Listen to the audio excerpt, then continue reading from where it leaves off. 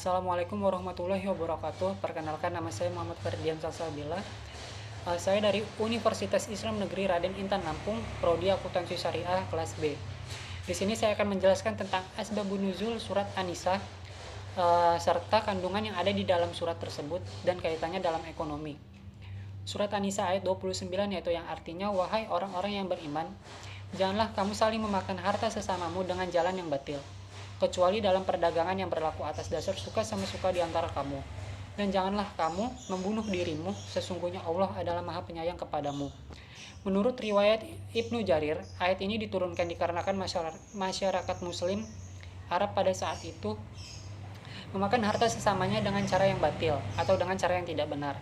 Mereka mencari keuntungan dengan cara yang tidak sah dan melakukan bermacam-macam tipu daya yang seakan-akan sesuai dengan hukum syariat. Misalnya, sebagaimana yang telah digambarkan oleh Ibnu Abbas, menurut riwayat Ibnu Jarir, seseorang membeli dari kawannya sehelai baju dengan syarat bila ia tidak menyukainya dapat mengembalikannya dengan tambahan 1 dirham di atas harga pembeliannya. Padahal kan kalau misalnya kita melakukan jual beli itu hendaklah dilakukan dengan cara suka sama suka tanpa harus menipu sesama muslim. Di dalam surat An-Nisa ayat 29 ini juga dijelaskan bahwasanya Allah itu melarang manusia mendapatkan harta untuk dikonsumsi melalui mekanisme yang tidak benar. Artinya mengambil harta tersebut dengan cara yang tidak dibenarkan syariat agama. Misalnya melalui perjudian, riba, tipu muslihat dan sebagainya. Allah menetapkan bagi manusia sebab-sebab yang diharamkan dalam transaksi harta benda dan pengecualian dari perdagangan yang berlangsung dengan syariah, yaitu perdagangan yang didasari atas suka sama suka antara si penjual dan si pembeli. Dan Allah melarang orang-orang mukmin membunuh dirinya sendiri dengan perbuatan-perbuatan yang diharamkan. Karena Allah Maha Pengasih kepada manusia dari hal-hal yang diperintahkan olehnya dan pelarangannya dari hal-hal yang tidak baik. Karena di dalam perintah dan larangan tersebut adalah kemaslahatan. Perilaku seperti ini biasanya sering terjadi di dalam perdagangan atau jual beli. Perdagangan atau jual beli dapat terjadi di mana saja, tidak hanya terjadi di dalam pasar tetapi juga pada tempat yang dinilai bisa untuk berjual beli.